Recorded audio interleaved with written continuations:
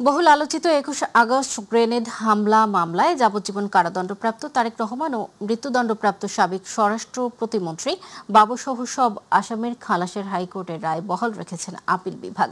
প্রধান বিচারপতি ডক্টর সৈয়দ রিফাত আহমেদের নেতৃত্বে ৬ বিচারপতির আপিল বেঞ্চ এ রায় ঘোষণা করেন।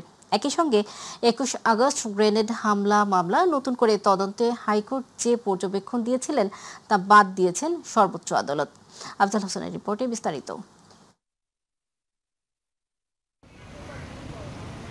বহুল আলোচিত ২১ আগস্ট গ্রেনেড হামলা মামলায় যাবজ্জীবন কারাদণ্ডপ্রাপ্ত বিএনপির ভারপ্রাপ্ত চেয়ারম্যান তারেক রহমান এবং মৃত্যুদণ্ডপ্রাপ্ত সাবেক স্বরাষ্ট্র প্রতিমন্ত্রী লুৎফুজ্জামান বাবর সহ সব আসামির খালাসের হাইকোর্টের রায় বহাল রেখেছেন আপিল বিভাগ।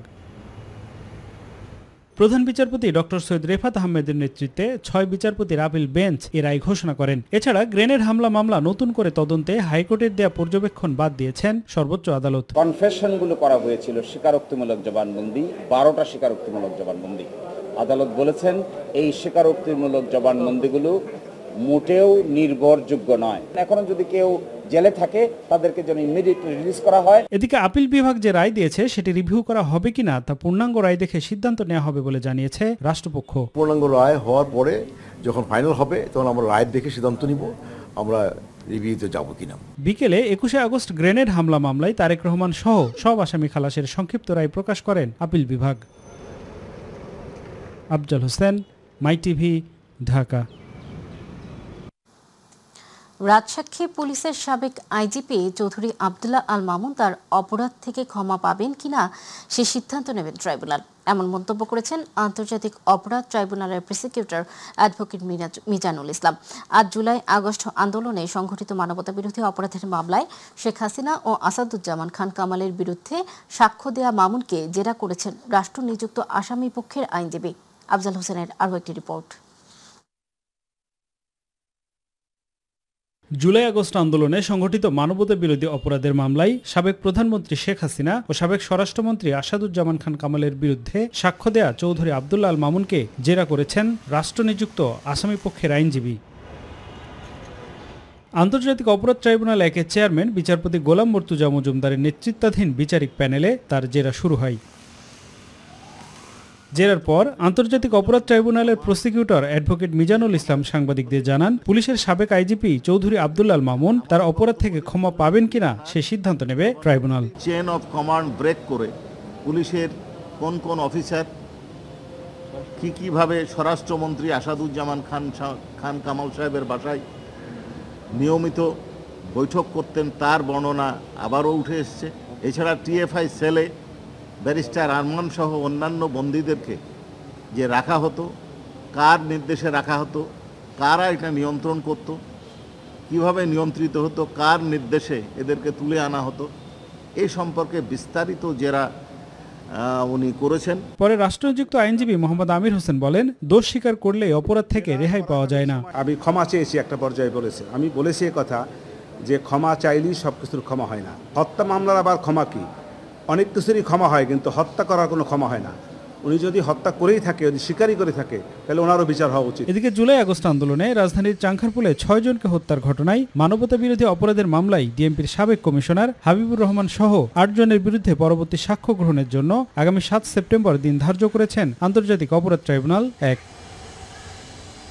আফজাল হোসেন, মাই টিভি, ঢাকা।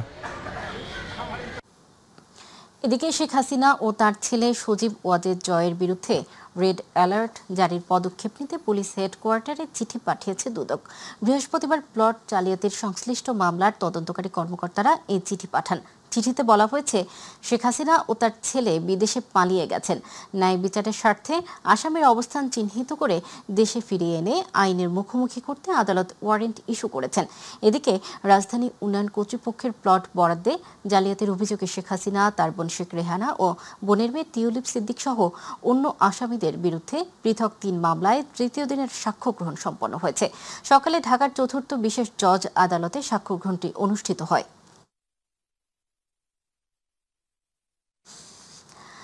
জাতীয় পার্টির চেয়ারম্যান গোলাম মোহাম্মদ কাদের ও তার স্ত্রী শেরিফা কাদেরের বিদেশ যাত্রায় নিষেধাজ্ঞা জারি করেছেন আদালত। দুর্নীতি দমন কমিশনের এ সংক্রান্ত আবেদনের পরিপ্রেক্ষিতে বৃহস্পতিবার ঢাকা মহানগর ভারপ্রাপ্ত সিনিয়র স্পেশাল জজ আদালতের বিচারক ইব্রাহিম মিয়া এ আদেশ দেন। মনোনয়ন বাণিজ্যের মাধ্যমে অবৈধ সম্পদ অর্জন ও অর্থ পাচারের অভিযোগে জিএম কাদেরের বিরুদ্ধে অনুসন্ধান চালাচ্ছে দুদক।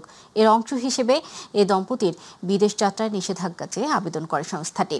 দুদকের অভিযোগ বিষয়ে বলা হয়েছে, 2018 সালের একাদশ সংসদ নির্বাচনের পর সংরক্ষিত নারী আসনে দলীয় মনোনয়ন দিতে 18 কোটি 10 লাখ টাকার ঘুষ গ্রহণ করা হয়, যার মূল সুবিধাভোগী ছিলেন তৎকালীন ভারপ্রাপ্ত চেয়ারম্যান জিএম কাদের।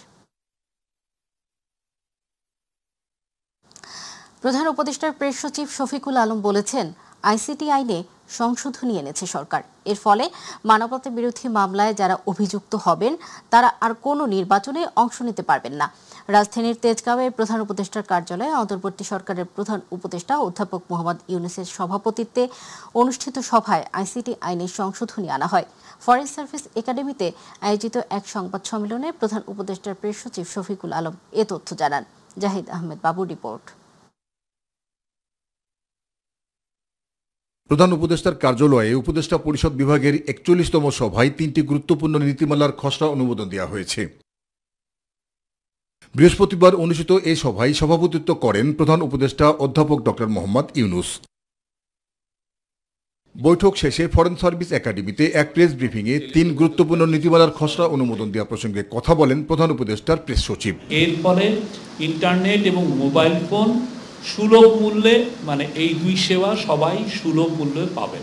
এ সময় মানবতা বিরোধী অপরাধের মামলায় কারো বিরুদ্ধে চার্জ দাখিলের পরে অভিযুক্ত কোনো ব্যক্তি নির্বাচনে অংশগ্রহণ করতে পারবে না বলে জানান শফিকুল আলম। মানবতা বিরোধী মামলায় যারা অভিযুক্ত হবেন তারা আর কোনো ইলেকশন করতে পারবেন না। আইসিটি লয়ের সেকশন 9(1) এর অধীনে আনুষ্ঠানিক অভিযোগপত্র ফর্মাল চার্জ দাখিল হলে তিনি সংসদ সদস্য হিসেবে নির্বাচিত হওয়া বা বহাল থাকার অযোগ্য হবেন। তিনি জানান, বেসরকারি অংশগ্রহণে নবায়নযোগ্য বিদ্যুৎ উৎপাদন নীতিমালা সংশোধন করেছে সরকার। বিদ্যুৎ উৎপাদন খাতে বেসরকারি অংশগ্রহণ বৃদ্ধির নীতিমালা 2025-এর তৃতীয় অংশের সরকারি বেসরকারি অংশীদারিত্বের ভিত্তিতে মার্চেন্ট পাওয়ার প্ল্যান্ট স্থাপন সংক্রান্ত নীতিসমূহ অন্তর্ভুক্ত করা হয়েছে।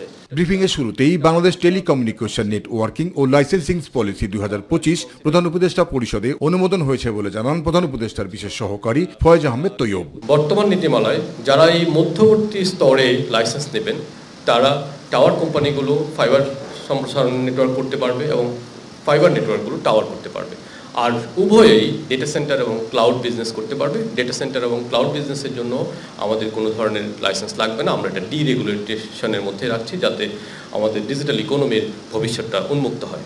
আর এই আইনের মাধ্যমে মধ্যস্বত্বভোগী যারা আছে তাদের নিয়ন্ত্রণ করা যাবে বলেও জানান Foyez Ahmed Taiyeb. Private 5G, voice over WiFi কিংবা ওয়াইফাই 6, ওয়াইফাই 7 এর মতো প্রযুক্তিগুলো এই লাইসেন্সের হাত ধরে আসতে পারবে। আমরা মনে করি যে নতুন 3টা স্তর, এই স্তরের মধ্যে আগের চেয়ে অনেক বেশি প্রতিযোগিতা হবে এবং এই প্রতিযোগিতার মাধ্যমে আমাদের গ্রাহকরা ভয়েস কল এবং ইন্টারনেট, মোবাইল ইন্টারনেট কিংবা ব্রডব্যান্ড ইন্টারনেটের প্রতিযোগিতার মাধ্যমে কম মূল্যে সেবা পাবেন। জাহিদ আহমেদ বাবু, মাই টিভি, ঢাকা। আস্থার সংকট বাংলাদেশের জাতীয় সংকট, কেউই আস্থায় নেই। আর এ কারণে নির্বাচন কমিশনের প্রথম কাজ আস্থার পুনরুদ্ধার করা, এমন মন্তব্য করেছেন নির্বাচন কমিশনার আনোয়ারুল ইসলাম সরকার। নির্বাচন ভবনে নির্বাচন কমিশনের দায়িত্বরত সাংবাদিকদের সংগঠন RFED এর সাথে মতবিনিময় সভায় কথা বলেন তিনি। এ সময় আসন্ন জাতীয় সংসদ নির্বাচনকে সামনে রেখে সাংবাদিকদের জন্য প্রণীত নীতিমালায় গণমাধ্যমের স্বাধীনতা বাধাগ্রস্ত হতে পারে বলে আশঙ্কা প্রকাশ করেন সংবাদকর্মীরা। শিমুল খানের রিপোর্টে বিস্তারিত। বৃহস্পতিবার সকালে নির্বাচন কমিশন ভবনে কমিশনের আমন্ত্রণে মত বিনিময়ে বসেন RFEDর সদস্য সাংবাদিকরা। শুরুতেই নির্বাচনে সাংবাদিকদের জন্য প্রণীত নীতিমালা নিয়ে অসন্তোষ প্রকাশ করেন তারা। সাংবাদিকরা অভিযোগ করেন, এই নীতিমালার কারণে গণমাধ্যমের স্বাধীন কার্যক্রম বাধাগ্রস্ত হওয়ার শঙ্কা রয়েছে। তারা নীতিমালা পুনর্বিবেচনার দাবি জানান। এই নীতিমালায় কোনো মতামত নেওয়া হয়নি প্রিজাইডিং কর্মকর্তাকে অবহিত করে সংবাদ ও ছবি সংগ্রহের বিধান রাখছে, যা স্বাধীন সাংবাদিকতা পরিপন্থী। সাংবাদিকদের মতামত নিয়ে কমিশন বৈঠকে আলোচনা হবে বলে আশ্বস্ত করা হয়। আমাদের কথা বলা চালু থাকুক, আমাদের পারস্পরিক সম্মানবোধ এবং শ্রদ্ধাবোধটা আরো সুদৃঢ় হোক। নির্বাচন কমিশনের প্রথম কাজ আস্থার সংকট দূর করা, আর গণমাধ্যম কর্মীদেরও আরো দায়িত্বশীল হওয়ার আহ্বান জানান ইসি আনোয়ারুল ইসলাম সরকার। আমাদের যে প্রস্তাব, এটা নির্বাচন কমিশন ওয়েলকাম করে, যেহেতু আমাদের সবার উদ্দেশ্য তো একটাই, যে একটা ভালো নির্বাচনের জন্য সবাই একসাথে কাজ করবে। ওপেন স্পেসে নির্বাচন করার মতো মানসিকতা তৈরি করেন, মতামত তৈরি করেন, ওপেন স্পেসে নির্বাচন, সেটাই হবে ট্রান্সপারেন্ট। কিন্তু ওই কি বলে বদ্ধ ঘরে কোনোদিনও ট্রান্সপারেন্ট করতে পারবেন না। শতভাগ স্বচ্ছ নির্বাচন করতে চাইলে খোলা জায়গায় কেন্দ্র করতে হবে বলে মন্তব্য করেন ইসি ফাহমিদা। শিমুল খান, মাই টিভি, ঢাকা। ম্যান্ডেট নিয়ে জনগণের কাছে যাওয়ার পথ পরিহার করে যারা আন্দোলনের হুমকি দেয় তারা শেখ হাসিনার রেখে যাওয়া স্বৈরাচার বলে মন্তব্য করেছেন বিএনপির স্থায়ী কমিটির সদস্য আমির খসরু মাহমুদ চৌধুরী। আর বিএনপি চেয়ারপারসনের উপদেষ্টা জয়নুল আবেদিন ফারুক বলেছেন, গণতন্ত্রের পথ সুগম হওয়ার বিরুদ্ধে ষড়যন্ত্র করলে লাভবান হবে শেখ হাসিনা। রাজধানীতে আলাদা অনুষ্ঠানে বিএনপি নেতারা এসব কথা বলেন। ইউসুফ আলীর রিপোর্টে বিস্তারিত। জুলাই অভ্যুত্থানের বর্ষপূর্তি উপলক্ষে জাতীয় প্রেস ক্লাবে আলোচনা সভার আয়োজন করে জন অধিকার পার্টি। সবাই বিএনপির স্থায়ী কমিটির সদস্য আমির খসরু মাহমুদ চৌধুরী বলেন, সংবিধান বাদ দিয়ে জোর করে কিছু করতে চাইলে দেশের জন্য ক্ষতিকর হবে। আপনার জন্য যেটা গুরুত্বপূর্ণ আরেকটি দলের জন্য সেটা গুরুত্বপূর্ণ নাও হতে পারে। সুতরাং ঐক্যমত যতটুকু হবে সেটাকে নিয়ে আমরা এগিয়ে যাব। আর এর বাইরে প্রত্যেকটি দলের যেগুলো ঐক্যমতের মধ্যে আসবে না, সেগুলো তারা আগামী নির্বাচনে তাদের ম্যানিফেস্টোর মাধ্যমে, তাদের কর্মসূচির মাধ্যমে জনগণের কাছে নিয়ে যাক। জনগণ থেকে তারা ম্যান্ডেট সমর্থন নিয়ে সংসদে এসে পাশ করুক। এটাই হচ্ছে গণতন্ত্র। সেটা না করে যদি কেউ বলে যে আমাদের এই দাবি না মানলে আমরা নির্বাচন করব না অথবা আমরা আন্দোলন করব, এটা হচ্ছে অগণতান্ত্রিক। এটা শেখ হাসিনার চিন্তার প্রতিফলন। এটা থেকে বোঝা যায় শেখ হাসিনা কিছু কিছু খুদে স্বৈরাচার রেখে গেছে বাংলাদেশে, যারা জনগণের উপর আস্থা রাখবে না, কিন্তু তাদের দাবি মানতে হবে। অন্য আলোচনায় বিএনপির ভাইস চেয়ারম্যান শামসুজ্জামান দুদু বলেন, বিএনপির জনপ্রিয়তায় ঈর্ষান্বিত হয়ে ষড়যন্ত্র করছে একটি মহল। নির্বাচন করতে না পারি তাহলে বাংলাদেশের স্বাধীনতার সার্বভৌমত্ব লক্ষ্য করা। এদিকে জাতীয় প্রেস ক্লাবের সামনে এক অনুষ্ঠানে বিএনপি চেয়ারপারসনের উপদেষ্টা জয়নুল আবেদিন ফারুক বলেন, নির্বাচন কমিশনের রোডম্যাপ ঘোষণার পর নির্বাচন বানচাল করতে ষড়যন্ত্র চলছে। শাহাবুদ্দিনের মতো একটা নির্বাচন এই ডক্টর প্রফেসর মোহাম্মদ ইউনূস এই দেশে করবেন, ঠিক তারই পূর্ব মুহূর্তে আবার কিসের ষড়যন্ত্র শুরু করেছেন। এই ষড়যন্ত্র আপনাদের না, এই ষড়যন্ত্র ওই দিল্লিতে বসে থাকা শেখ হাসিনার ষড়যন্ত্রের সাথে একই সুর। অপরদিকে ব্রাহ্মণবাড়িয়ায় কিশোর গবেষক আন্নাফ বিন আশরাফের হাতে উপহার সামগ্রী তুলে দেওয়ার পর সাংবাদিকদের প্রশ্নের জবাবে বিএনপির সিনিয়র যুগ্ম মহাসচিব রুহুল কবির রিজভী আহমেদ বলেন, স্বৈরাচারের দোসররা বিভিন্ন জায়গায় ঘাপটি মেরে বসে আছে। শেখ হাসিনা পালিয়ে গেছে, পতন হয়েছে, কিন্তু তার যে রেখে যাওয়া তার দোসররা তারা তো চায়নি। তার প্রশাসনে আছে, তারা প্রশাসনের বিভিন্ন ক্ষেত্রে তারা অবস্থান নিচ্ছে এবং অন্তর্বর্তীকালীন সরকারের যিনি প্রধান, তিনি যদি অবাধ সুষ্ঠু নির্বাচন না করতে পারেন সেটার জন্য তো তারা প্রস্তুত আছে। ইউসুফ আলী, মাই টিভি, ঢাকা। জুলাই গণ অভ্যুত্থানের পরও দেশ থেকে দুর্নীতি পুরোপুরি বিলীন হয়নি বলে মন্তব্য করেছেন ট্রান্সপারেন্সি ইন্টারন্যাশনালের চেয়ারম্যান ফ্রাঁসোয়া ভ্যালেরিয়া। তিনি বলেন, দুর্নীতি এখনও আছে। ধানমন্ডিতে টিআইবি কার্যালয়ে এক সংবাদ সম্মেলনে তিনি একথা বলেন। এ সময় টিআইবির নির্বাহী পরিচালক ইফতেখারুজ্জামান বলেন, বিদেশে অর্থ পাচার বন্ধ করতে হবে। রাকিব হাসানের রিপোর্ট। প্রতি বছর বাংলাদেশ থেকে বিপুল অর্থ বিদেশে পাচার হয়ে যাচ্ছে, যা দেশের সামগ্রিক অর্থনীতি ও জনগণের কল্যাণকে মারাত্মকভাবে ক্ষতিগ্রস্ত করছে। এমন মন্তব্য করেছেন ট্রান্সপারেন্সি ইন্টারন্যাশনালের পরিচালনা পর্ষদের চেয়ারপারসন ফ্রাসিও ব্যালেডিয়া। রাজধানীর ধানমন্ডির মাইডাস সেন্টারে আয়োজিত মিট দ্য প্রেস অনুষ্ঠানে তিনি এই মন্তব্য করেন। ফ্রাসোয়া বলেন, প্রতি বছর যে $16 বিলিয়ন বিদেশে পাচার হয় সেটি কেবল একটি অঙ্ক নয়। এই অর্থ সঠিকভাবে ব্যবহার হলে বাংলাদেশের জিডিপি আরও বড় হতো। There are still corruption problems in Bangladesh like in every country worldwide. Every time there will be power somewhere, there will be the temptation to abuse this power. Therefore, it is always very, very important. টিআইবির chairperson আরও বলেন, দুর্নীতি কেবল অর্থনৈতিক ক্ষতিই করে না, বরং গণতন্ত্রের ভিত্তিকে দুর্বল করে দেয়। গণমাধ্যম ও সুশীল সমাজের উপর হামলা, হুমকি ও হয়রানি বাড়লে রাষ্ট্রের জবাবদিহিতা নিশ্চিত করা সম্ভব হয় না বলেও জানান তিনি। Without the political and economic power to control what is being done in their name, so that we keep fighting against abuse of power. এ সময় টিআইবি নির্বাহী পরিচালক ডক্টর ইফতেখারুজ্জামান বলেন, বাংলাদেশে দুর্নীতির কারণে রাষ্ট্রীয় অর্থনীতিতে যে ক্ষতি হয় তা কেবল অঙ্কের হিসেব দিয়ে বোঝানো সম্ভব নয়। এই অর্থ দেশের মানুষের মৌলিক অধিকারকে কেড়ে নিচ্ছে। যদি আমরা এই অর্থ পাচারকে নিয়ন্ত্রণ করতে পারতাম তাহলে আমাদের যে বর্তমান জাতীয় তার 3.4% আরো বেশি হতে পারত। দুইটা দিক, একটা হচ্ছে অর্থ পাচার প্রতিরোধ করার উপায় আমাদেরকে খুঁজে বের করতে হবে, আর একটা হচ্ছে যে পাচারকৃত অর্থ ফেরত আনার উপায় খুঁজে বের করতে হবে। রাকিব হাসান, মাই টিভি, ঢাকা। আইন শৃঙ্খলা বাহিনীর সাবেক অনেক সদস্যই ডিবি বা অন্যান্য বাহিনীর পরিচয় দিয়ে ডাকাতির মতো ঘটনা ঘটাচ্ছে বলে জানিয়েছেন ঢাকা মেট্রোপলিটন পুলিশের রমনা বিভাগের উপপুলিশ কমিশনার মাসুদ আলম। সকালে ডিএমপির মিডিয়া সেন্টারে এক ব্রিফিংয়ে কথা বলেন তিনি বলেন, বুধবার রাতে গোপন সংবাদের ভিত্তিতে রাজধানীর গোলাপশাহ মাজার সংলগ্ন এলাকা থেকে ডাকাতির প্রস্তুতিকালে 7 ভুয়া ডিবির সদস্যকে গ্রেপ্তার করা হয়েছে।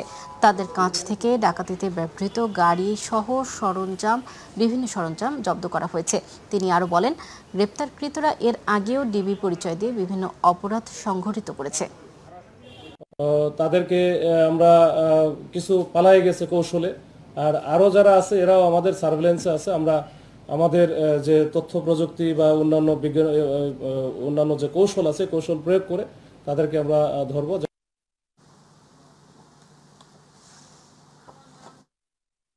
ছাত্র সংসদ নির্বাচন প্রসঙ্গ।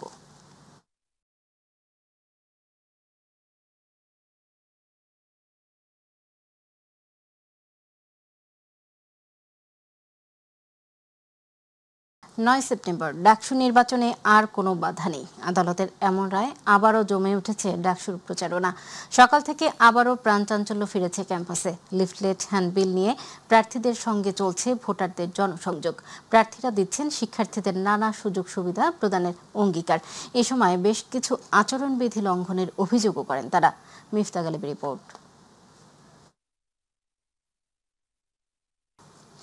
আইন শৃঙ্খলা বাহিনী ও দুর্বৃত্তদের হামলায় আহত গণ অধিকার পরিষদের সভাপতি নুরুল হক নূর এখনও সম্পূর্ণ সুস্থ নন, কিন্তু তাকে সুস্থ দেখানোর একটি ষড়যন্ত্র চলছে বলে অভিযোগ করেছেন দলটির সাধারণ সম্পাদক রাশেদ খান।